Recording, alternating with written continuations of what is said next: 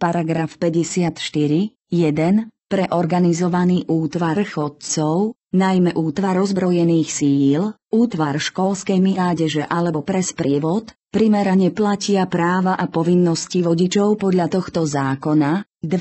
Za zníženej viditeľnosti musí byť organizovaný útvar chodcov označený vpredu po oboch stranách neoslňujúcim bielym svetlom a vzadu takisto po oboch stranách červeným svetlom. Vedúci útvaru chodcov a chodci idúci v poslednom rade v smere chôdze musia mať mimo obce za zníženej viditeľnosti oblečený reflexný bezpečnostný odev. 3. Za dodržiavanie ustanovení odsekov 1 a 2 zodpovedá vedúci útvaru, ktorý môže byť len osoba staršia ako 18 rokov, ktorá je na to dostatočne spôsobilá. 4. Organizovaný útvar chodcov idúci najviac v dvojstupe smie ísť po chodníku, a to vpravo, pritom nemusí byť označený podľa odseku 2. 5. Pre organizovanú skupinu detí, ktoré nepodliehajú povinnej školskej dochádzke, platia ustanovenia o chodcoch,